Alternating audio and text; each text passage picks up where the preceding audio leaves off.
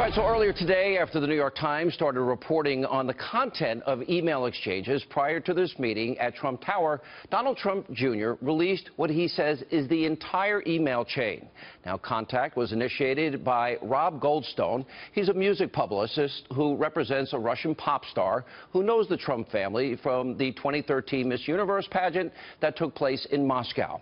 Then on June 3rd, 2016, Goldstone emailed Donald Trump Jr., quote, "Good morning, Emin," the Russian pop star, "just called and asked me to contact you with something very interesting. The Crown Prosecutor of Russia met with his father, Aris, this morning, and in their meeting offered to provide the Trump campaign with some official documents and information that would incriminate Hillary and her dealings with Russia and would be very useful to your father. This is obviously very high level and sensitive information, but is part of Russia and its government support for Mr. Trump, helped along by Aris and Emin.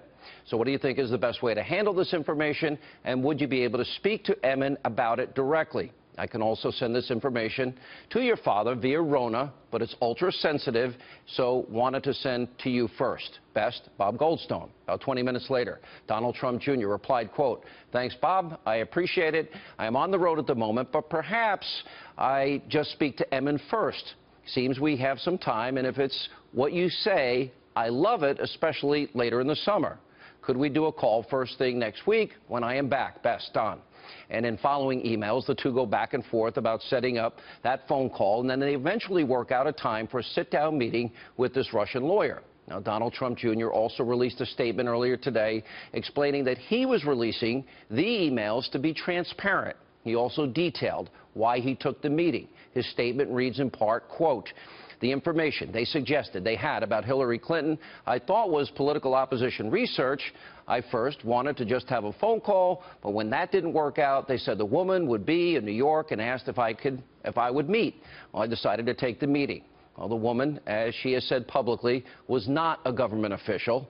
As we have said, she had no information to provide and wanted to talk about adoption policy and the Magnitsky Act. But to put this in context, now this occurred before the current Russian fever was in vogue. As Rob Goldstone said just today in the press, the entire meeting was the most inane nonsense I have ever heard, and I was actually agitated by it. In addition to all of that, the Russian lawyer at the center of this story spoke to NBC News, where she denied working for the Russian government. Take a look. Have you ever worked for the Russian government? Do you have connections to the Russian government? Нет. No. Now, NBC is also quoting the Russian lawyer saying, quote, "I never had any damaging or sensitive information about Hillary Clinton. It was never my intention to have that." And in a previous statement, Donald Trump Jr. said the same thing, that the lawyer never produced solid information about Hillary Clinton. In fact, he says she didn't even really make sense when talking about Clinton. And it's worth noting, by the way, that President Trump's legal team pointed out that they think the whole meeting could have been a setup that was made to look like potential Russia collusion. Now, the legal team also says that this Russian lawyer is connected to Fusion GPS, which is the opposition research firm that produced the discredited Christopher Steele dossier on Donald Trump. And by the way, as the New York Post has reported, Fusion GPS has several ties to the Democrats, including Clinton allies and even Planned Parenthood. So, from looking at the facts as we have them, a friend of the Trumps offered to coordinate a meeting to share opposition research on Hillary Clinton, which Donald Trump Jr. agreed to. Nothing came of it because there was no information exchanged. And it ended there. Democrats, the mainstream media, are right now hysterical over the story. By the way, we're glad you're all watching. But they have completely ignored an example of actual election interference, and I would argue probably because it involves a Democrat. So to be fair to you, the American people, tonight, and we want to be balanced, we need to point this out. And the question you people in the media need to start asking yourselves is, why don't you tell the American people every story? For example, back in January, the Politico, hardly members of the right-wing conspiracy, published this explosive report, quote, "Ukrainian efforts to sabotage Trump backfire." Now, the report there lays out how a DNC operative and Ukrainian government officials tried to aid and assist Hillary Clinton and damage Donald Trump. Now, this DNC operative, who, according to Politico, used to work at the Clinton White House, well, spearheaded this entire effort. including by meeting with Ukrainian officials at the Ukrainian embassy in Washington, D.C. to discuss ways to go after former Trump campaign chairman Paul Manafort. Now, this operative even told Politico the Ukraine diplomats were, quote, helpful in tracking leads. And then there's this bombshell, quote, she occasionally shared her findings with officials from the DNC and Clinton's campaign. And on top of all of that, the operative claims that she gave guidance and off-the-record information to, quote, a lot of journalists who are writing about Paul Manafort and Donald Trump's potential ties to Russia. Now that you, our audience, have evidence from both sides, you've got to decide for yourself. We report, you decide. What's worse?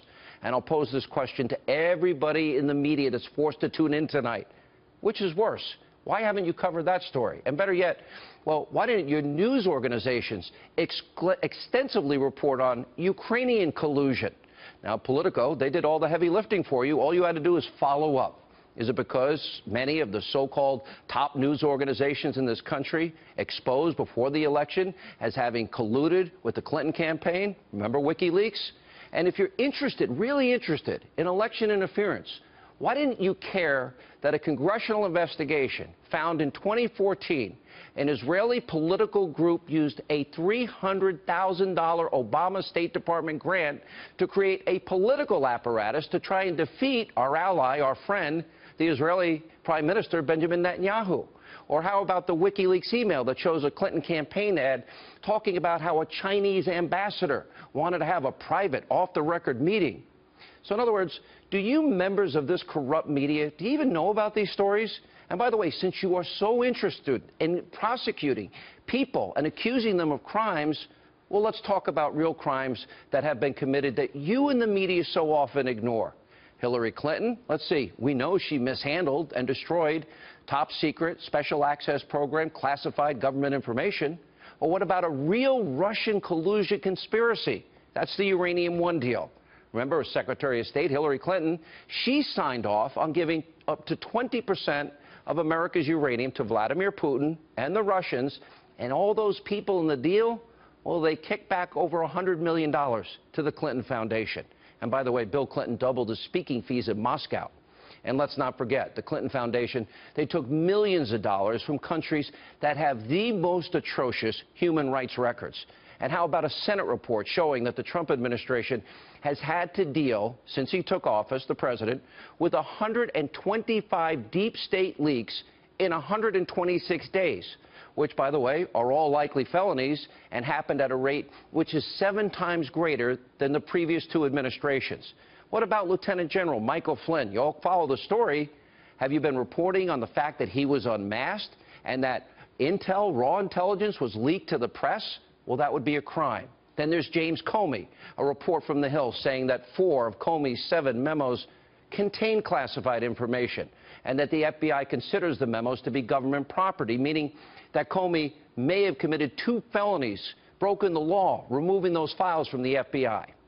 Now, I'll end it on this note to the mainstream media. You have 0 credibility left. You have been caught time and time again spreading fake news stories. You'll be critical of all my interviews, and you carry out your personal attacks against the president, against his family, and anybody that dares to be associated with the president. By the way, here's just one minor, small example. Liberal Joe, NBC, what does he call the president of the United States? A schmuck? A goon? A thug? Mentally unhinged? And then the president fights back a little? And you in the mainstream media, are you proud of how NBC News handles things, or CNN? My guess is you probably have defended all this. Since really the media in America today, we have an information crisis. Overpaid, lazy, rigid, left-wing ideologues. But that's for another night.